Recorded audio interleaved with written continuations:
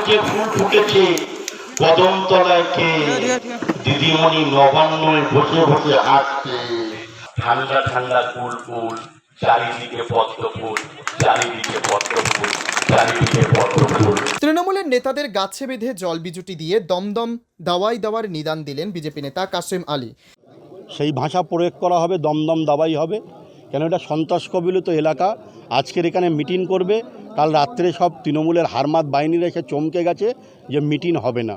এরা মানুষকে ভয় দেখাচ্ছে, তাই মা বোনেরা প্রতিরোধ তৈরি করবে, এবারে দমদম দাবাই দেবে।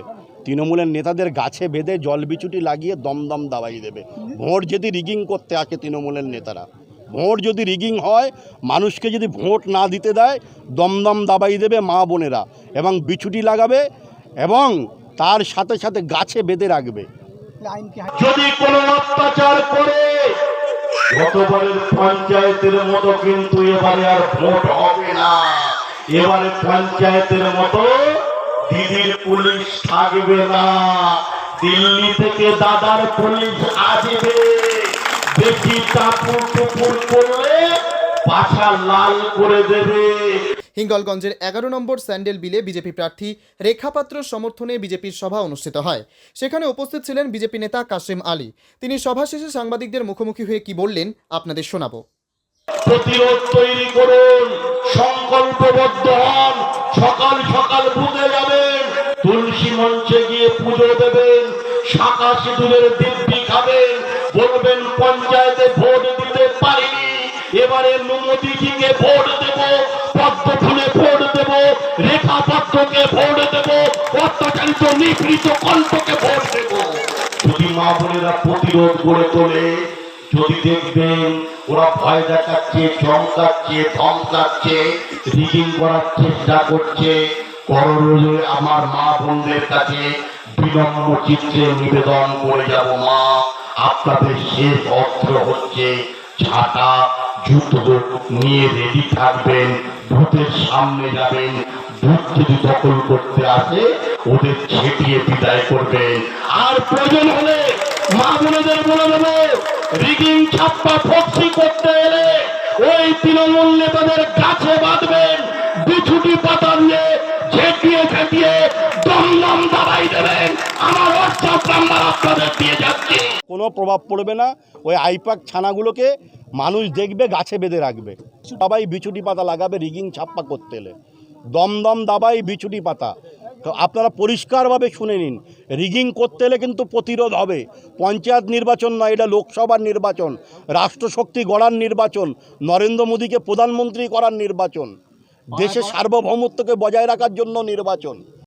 সেই ভাষা প্রয়োগ করা হবে, দমদম দাবাই হবে, কেন এটা সন্ত্রাস কবলিত এলাকা। আজকের এখানে মিটিং করবে, কাল রাত্রে সব তৃণমূলের হারমাত বাহিনীরা এসে চমকে গেছে যে মিটিং হবে না।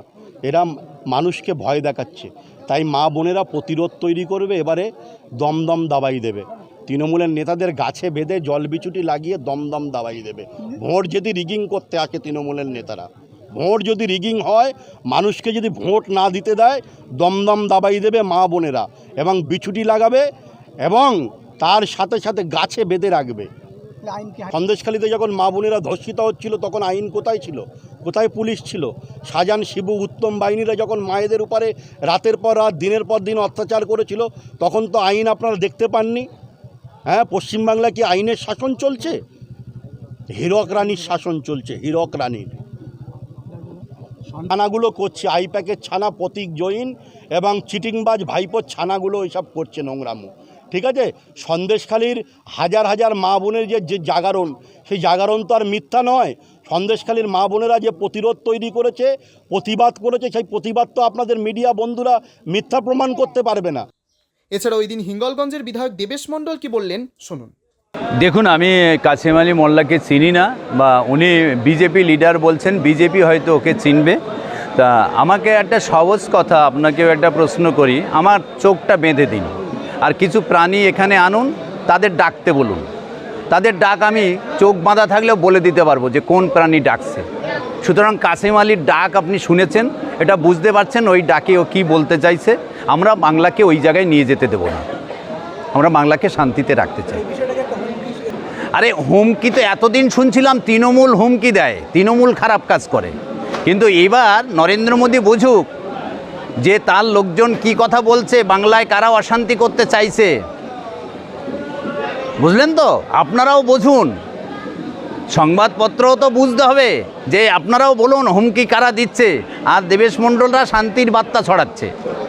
শুনুন, ওই যে মায়েদের তৈরি করতে বলছেন ঝাঁটাপেটা করবেন বলে, এ বাংলার মায়েরা শান্ত এবং হিঙ্গলগঞ্জের মায়েরা শান্ত, ও সন্দেশখালির মতো পয়সা দিয়ে এখানে মা তৈরি করতে পারবে না।